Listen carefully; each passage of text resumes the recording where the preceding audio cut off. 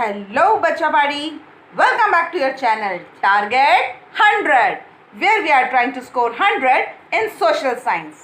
आज का video class 9th economics second chapter people as resource का सेकेंड एपिसोड है। पिछले एपिसोड में हम समझ चुके हैं कि नॉर्मल पॉपुलेशन रिसोर्स में कैसे चेंज होती है, उसके साथ क्या क्या एक्सपेरिमेंट्स करने पड़ते हैं ताकि वो लायबिलिटी ना बनकर असेट बने किसी कंट्री की, और उनके हिसाब से की जाने वाली जितनी एक्टिविटीज़ हैं उन्हें हमने सेक्टर में डिवाइड किया और उनकी इकोनॉमिक एक्टिविटीज़ को भी समझा, लेबर का डिवीजन भी समझा। आज हम समझेंगे कि जब हम बात कर रहे हैं पॉपुलेशन को असेट बनाने के लिए तो उसमें उसके अंदर हमें किस तरह की क्वालिटी चाहिए होती है। So let's start. Quality of population. Population quality वाली होगी तभी तो कंट्री की डेवलपमेंट होगी। और ये क्वालिटी किस चीज़ पर डिपेंड करती है? डिपेंड करती है लिटरेसी रेट, हेल्थ और ग्रोथ रेट। लिटरेसी रेट बहुत इंपॉर्टेंट है, हम पहले बता चुकी हूँ मैं कि हमारी एजुकेशन की बहुत वैल्यू होती है। हेल्थ भी इम्पॉर्टेंट है, ग्रोथ रेट भी इम्पॉर्टेंट है, क्योंकि ये तीनों चीज़ें मिलती हैं तभी जो कॉमन लोग हैं उनका जो प्रोडक्टिविटी होती है वो इंक्रीज़ होती है यूजुअली। और जब ये जो पॉपुलेशन है क्वालिटी वाली होती है, उसके पास ये तीनों चीज़ें होती हैं, तब कहीं जाके कंट्री की ग्रोथ हो पाती है डेवलप्ड नेशन। अगर उसके हम ऑपोजिट देखें, अगर मैं इलिटरेट लोगों की बात करूं या अनहेल्दी पॉपुलेशन की बात करूं, तो वो कहीं ना कहीं कंट्री की लायबिलिटी बन जाते हैं, उसकी जिम्मेदारी बन जाते हैं, उसका असेट नहीं बन पाते हैं, उसके लिए रिसोर्स नहीं बन पाते हैं, वो कंट्री के लिए कुछ अच्छा आउटपुट नहीं दे पाते हैं। इसलिए ज़रूरी है कि हम पॉपुलेशन की क्वालिटी पे ध्यान दें। इसके लिए हमें मेनली दो चीज़ों पे फोकस करना होता है, पहली चीज़ एजुकेशन और दूसरी चीज़ हेल्थ। तो हम पहले एजुकेशन को समझते हैं। एजुकेशन हमारी सोसाइटी की ग्रोथ में अच्छा खासा कंट्रीब्यूशन देती है। अगर आप कुछ केस स्टडीज़ जो आपकी एनसीईआरटी बुक्स में दी हैं उनको पढ़ोगे तो you will come to know कि जब किसी बच्चे के ऊपर इन्वेस्ट किया जाता है, उसकी एजुकेशन के ऊपर, जिसका एग्जांपल मैं पहले भी दे चुकी हूँ, पहले भी हम इसके बारे में बात कर चुके हैं कि अगर उसकी एजुकेशन पे इन्वेस्ट किया जाता है तो उसका रिजल्ट हमें फ्यूचर में उसकी इनकम जनरेशन में दिखाई देता है कि उसकी इनकम जो वो जनरेट करता है वो कितनी रेज होती है।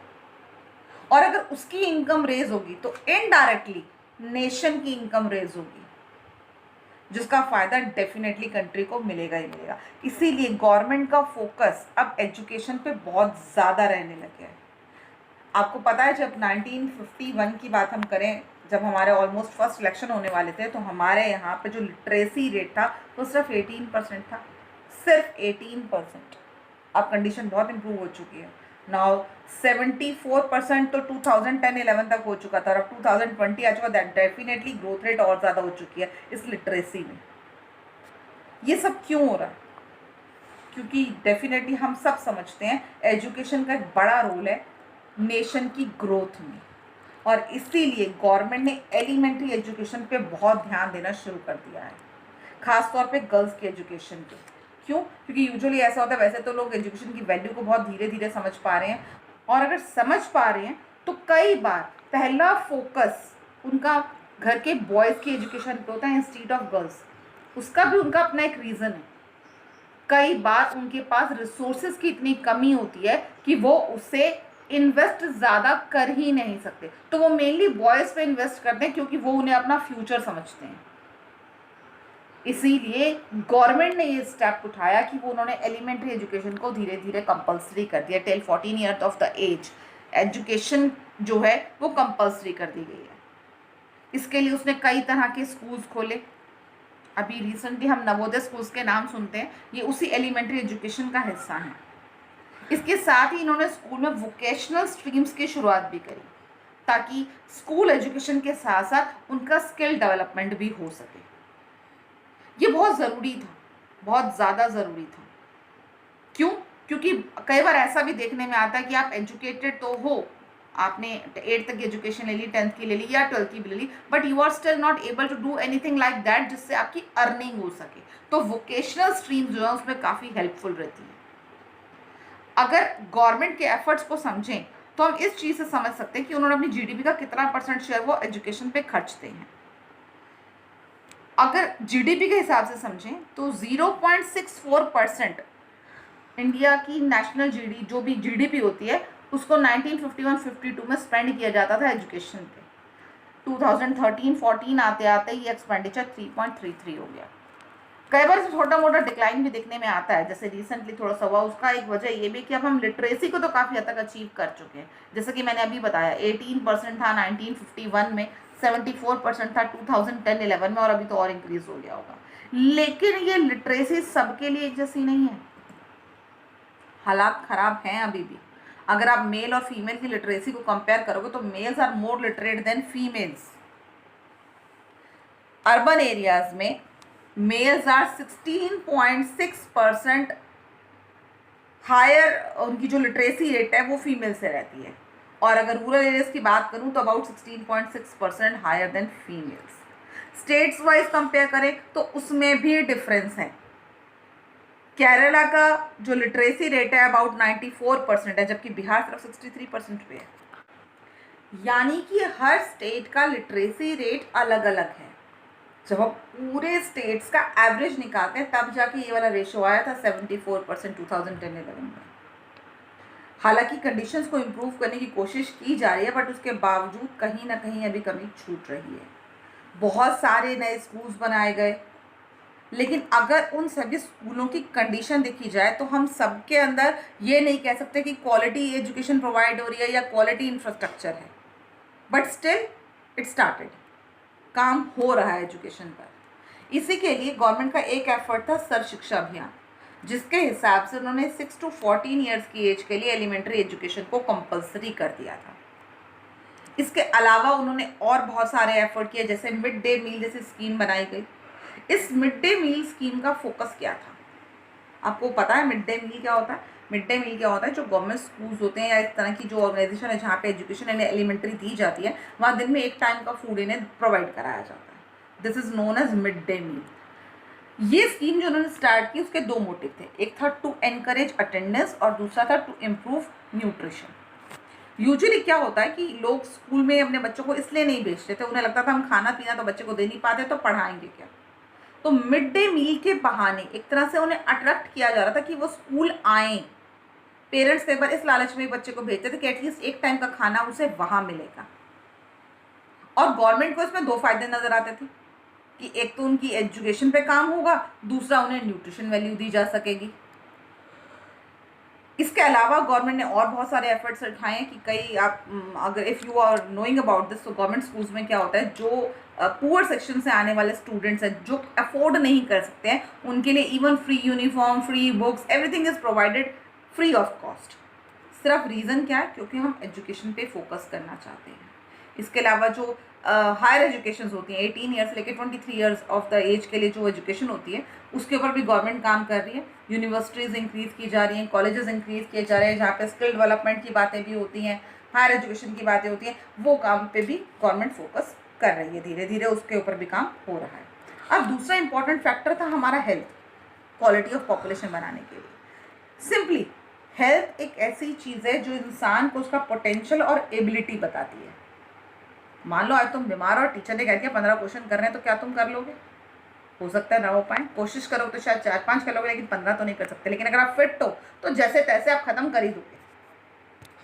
ये तो सिर्फ स्कूल लेवल का बात है, सिर्फ स्कूल लेवल की बात है। आप अपने लेवल पे समझ सकते हो, इसलिए मैं आपकी भाषा में बता रही हूँ। अदरवाइज कोई भी हेल्दी पर्सन जो होता है उसकी प्रोडक्टिविटी ज़्यादा होती है कंपैरेटिवली अनहेल्दी। अगर आप you are not feeling well तो आपकी जो प्रोडक्टिविटी है डेफिनेटली लो हो जाएगी। इस हिसाब से जितने अनहेल्दी पर्सन होते हैं ना, वो किसी भी ऑर्गेनाइजेशन की लायबिलिटी बन जाते हैं। वो उनकी प्रोडक्टिविटी इंक्रीज नहीं करते, उनकी जिम्मेदारी बनते चले जाते हैं। सैलरी तो उन्होंने लेनी है लेकिन प्रोडक्टिविटी नहीं आ रही है उतनी। लेकिन अगर आप हेल्दी हो तो प्रोडक्टिविटी इंक्रीज होगी, आपकी मेंटल प्रोडक्टिविटी भी इंक्रीज होगी, आपकी फिजिकल प्रोडक्टिविटी भी इंक्रीज होगी, राइट। तो ऐसे में ज़रूरी है कि हेल्थ स्टेटस को पॉपुलेशन की इम्प्रूव किया जाए, और इससे गवर्नमेंट ने अपनी प्रायोरिटी बनाया। इवन इंडिया की जो नेशनल पॉलिसी है उसमें भी हेल्थ केयर की एक्सेसिबिलिटी को इम्प्रूव करने पर फोकस किया गया। पिछले 5 सालों में इसमें काफ़ी 50 सालों में इसमें काफ़ी ज़्यादा इम्प्रूवमेंट आए हैं। इस इम्प्रूवमेंट को समझने के लिए ये डेटा समझना काफ़ी है। यहाँ हमारे हेल्थ सेक्टर पे काम होने की वजह से लाइफ एक्सपेक्टेंसी इंप्रूव हुई है। पहले जो एक्सपेक्टेंसी थी अबाउट 57 to 60 ईयर्स रहती थी, अभी 68.3 ईयर्स हो चुकी है 2014 के डेटा के हिसाब से। IMR डाउन हुआ है, 147 था 1951 में, और 2016 आते आते 34 पे आ गया। डेथ रेट डिक्लाइन हुआ है। ये सब कैसे? Just because accessibility to health care.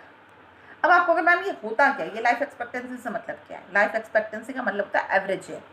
Average age मतलब एक इंसान जनरली, इस देश का एक आम आदमी कितने साल जीता है, वो उसकी लाइफ एक्सपेक्टेंसी है। IMR का डाउन होना जरूरी है। क्यों?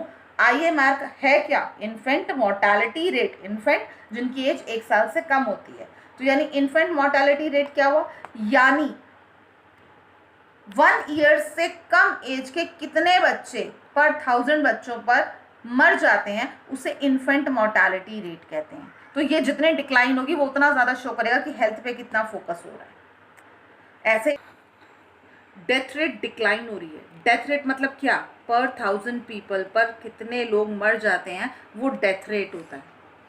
इसका डिक्लाइन होने का मतलब भी यही है कि हेल्थ फैसिलिटीज़ इंप्रूव हुई हैं, लेकिन अभी भी इतने सारे चेंजेस के बावजूद अभी भी अगर हम समझें तो कई जगहें ऐसी हैं जहाँ पर हेल्थ से जुड़ी हुई बेसिक फैसिलिटीज़ नहीं पहुँच पा रही हैं। पूरे इंडिया में सिर्फ 381 मेडिकल कॉलेज हैं और 301 डेंटल कॉलेजेस हैं। इतनी बड़ी पॉपुलेशन, इतनी बड़ी कंट्री में 381 मेडिकल कॉलेजेस काफ़ी कम हैं। और ये कॉलेजेस भी मेजरली 4 स्टेट्स में ही हैं, आंध्रा, कर्नाटका, महाराष्ट्र और तमिलनाडु। हालांकि हम ये नहीं कह रहे कि हेल्थ स्ट्रक्चर पे काम नहीं हुआ, बहुत हुआ है, डेफिनेटली हुआ है, तभी ये सारे अच्छे रिजल्ट्स हमें देखने में आए हैं कि IMR डिक्लाइन हुई है, डेथ रेट डिक्लाइन हुआ, लाइफ एक्सपेक्टेंसी रेज हुई। ये सब इसीलिए पॉसिबल हुआ क्योंकि इंफ्रास्ट्रक्चर पे काम हुआ हेल्थ के, लेकिन अभी ये काफ़ी नहीं है और इस पर और काम करने की ज़रूरत है। अगला टॉपिक है अनएम्प्लॉयमेंट। अनएम्प्लॉयमेंट बेसिकली अनएम्प्लॉयमेंट है क्या? इसका मतलब ये नहीं है कि जो लोग काम नहीं करते वो अनएम्प्लॉयड होते हैं। अनएम्प्लॉयमेंट तब एग्जिस्ट करती है जब कोई इंसान काम करना चाहता है मगर काम नहीं ढूंढ पा रहा। They can not find jobs, they are willing to do the work, this is known as unemployment. Education की फील्ड में काम होने के बावजूद, हेल्थ में काम होने के बावजूद, स्किल डेवलपमेंट के बावजूद हमें ऐसे बहुत से लोग अपने आसपास दिखाई देते हैं जो अनएम्प्लॉयड हैं। अब ये अनएम्प्लॉयड को समझने के लिए पहले काफ़ी सारी चीज़ें डिटेल में जाना होगा। जैसे मैंने पहले कहा, ये समझना ज़रूरी है कि जो लोग काम करना चाहते हैं और काम ढूंढ नहीं पाते उसे अनएम्प्लॉयमेंट कहते हैं। अब ये अनएम्प्लॉयमेंट, काम करना चाहते में भी बहुत सारे इश्यूज हैं। पहला इशू, 14 ईयर से कम एज, टिल 14 ईयर तक government is not allowing to do any work to earn money. तो उस वर्क पॉपुलेशन को आप अनएम्प्लॉयड नहीं कह सकते। अगर वो काम नहीं भी कर रहे हैं उसे आप अनएम्प्लॉयड नहीं कह सकते। और 60 ईयर के बाद तो गवर्नमेंट वैसे ही रिटायर करने को कहती है, तो यानी वो वाली एज भी नहीं है। बेसिकली आपकी जो वर्कफोर्स पॉपुलेशन है, यानी जो काम करने की एज है पॉपुलेशन की, वो 15 से 59 ईयर्स ऑफ है। और इसमें भी जो लोग विलिंग ही नहीं है काम करने के, उन्हें आप अनएम्प्लॉयड नहीं कहोगे। अगर आपकी मदर बाहर काम नहीं करना चाहती अर्न करने के लिए तो वो अनएम्प्लॉयड नहीं है, लेकिन अगर वो जॉब ढूंढना चाहती हैं, वो इनकम अर्न करना चाहती हैं और फिर काम नहीं ढूंढ पा रही हैं, तब वो अनएम्प्लॉयड हैं। इस अनएम्प्लॉयमेंट को रूरल सेक्टर में और अर्बन एरियाज में अलग अलग तरीके से देखा जाता है। ये जो रूरल एरियाज हैं, इनमें बेसिकली 2 तरह की अनएम्प्लॉयमेंट देखने में आती है, सीजनल और डिसगाइज्ड। सीजनल अनएम्प्लॉयमेंट क्या होती है? ऐसी अनएम्प्लॉयमेंट जो पर्टिकुलर सीजन के लिए होती है। जैसे एग्रीकल्चर में क्या होता है, एग्रीकल्चर में जो फार्म लेबरर्स को वो हायर करते हैं, तो यूजुअली फार्म की किसी पर्टिकुलर एक्टिविटी के लिए या तो हायर करते हैं या पर्टिकुलर क्रॉप के लिए हायर करते हैं। उस एक्टिविटी के बाद या उस क्रॉप की हार्वेस्टिंग के बाद नेक्स्ट क्रॉप तक वो अनएम्प्लॉयड हो जाते हैं। That is known as seasonal unemployment. और दूसरी चीज़ जो देखने में आती है वो डिसगाइज्ड। नाम से समझ में आता है, जिसको आप गेस नहीं कर सकते। डिसगाइज्ड, आप इसे गेस नहीं कर सकते। कैसे? यूजुअली क्या होता है, स्मॉल फार्मर्स क्या करते हैं, अपने फार्म पे फैमिली मेंबर की हेल्प से ही फार्मिंग कर रहे होते हैं। अब इसमें क्या होता है, मान लो छोटा सा फार्म है और 2 लोग मिलके, 2 भाई मिलकर उस पर फार्मिंग करते हैं, राइट। आगे उन दोनों भाइयों के बच्चे हुए, अब वो लोग भी उस फार्म पे काम करने आ गए क्योंकि उन्हें और कोई जॉब मिली नहीं। लेकिन अब जो बच्चे उसमें ऐड हुए वो डिसगाइज्ड अनएम्प्लॉयमेंट में हैं। क्यों? इसलिए क्योंकि देखने वाले को तो लगेगा कि वो एम्प्लॉयड है, बट एक्चुअली वो एम्प्लॉयड नहीं है। क्यों नहीं है? क्योंकि उनके उस फार्म को ज्वाइन करने की वजह से कोई इनकम नई जनरेट नहीं हुई, नई इनकम नहीं आई, इसलिए वो स्टिल अनएम्प्लॉयड ही हैं। डिसगाइज्ड अनएम्प्लॉयमेंट है, देखने वाले की नज़र में ये वर्किंग है लेकिन एक्चुअली अनएम्प्लॉयमेंट है क्योंकि इनकम जनरेट नहीं हो रही है। अर्बन एरियाज में एक नए तरीके की अनएम्प्लॉयमेंट दिखाई देती है जिसे हम एजुकेटेड अनएम्प्लॉयमेंट कहते हैं। अर्बन एरियाज में बहुत सारी पॉपुलेशन ऐसी है जो एजुकेटेड है but still they can not find the job. ये सिनेरियो बढ़ता ही जा रहा है अर्बन एरिया में। बहुत सारा यूथ ऐसा है जो ग्रेजुएट है, पोस्ट ग्रेजुएट है, बट फिर भी जॉब नहीं ढूंढ पा रहे हैं। रीजंस क्या हैं? रीजंस ये हैं कि कई बार जो मेन तरह की वर्कफोर्स है आपकी वो किसी एक ही स्ट्रीम में इकट्ठी हो जाती है। उससे क्या होता है? Wastage of man power. और जो दूसरी स्ट्रीम जहाँ पे काम की ज़रूरत है उसकी एजुकेशन लोगों के पास नहीं है, वहाँ पॉपुलेशन आपकी वर्कफोर्स की कमी हो जाती है। ये प्रॉब्लम अर्बन एरिया में ही देखने में आती है। Now I think you are well known about कि किसी कंट्री की पॉपुलेशन उसका रिसोर्स कैसे बनती है। रिसोर्स बनाने के लिए गवर्नमेंट के एफर्ट अपनी जगह है, गवर्नमेंट के एफर्ट अपनी जगह हैं, साथ साथ कुछ एफर्ट्स हम लोग भी कर सकते हैं। जैसे अगर हम अनएम्प्लॉयड हैं, जॉब नहीं ढूंढ पा रहे हैं, तो सेल्फ एम्प्लॉयमेंट जनरेट कर सकते हैं। इस पूरे चैप्टर में आपने मेन क्या समझा कि पीपल रिसोर्स में कैसे चेंज होते हैं, उनकी एक्टिविटीज़ कौन सी हैं जिससे इनकम जनरेट होती है, लेबर कैसे डिवाइड होती है, एजुकेशन और हेल्थ सेक्टर को कैसे इंपॉर्टेंस मिल रही है और उसके बावजूद भी अनएम्प्लॉयमेंट की कंडीशन है और कैसे है। Now your chapter is over. If you really like this chapter, if you really like the content, please like, share, subscribe and keep the notification on so that you don't lag in scoring 100. इस chapter के notes का PDF आपको description box में मिल जाएगा। इसके first episode का link आपको आई button में मिल जाएगा। एंड अगली बार नए वीडियो में नए चैप्टर के साथ फिर मिलूंगी। तब तक के लिए बाय बाय।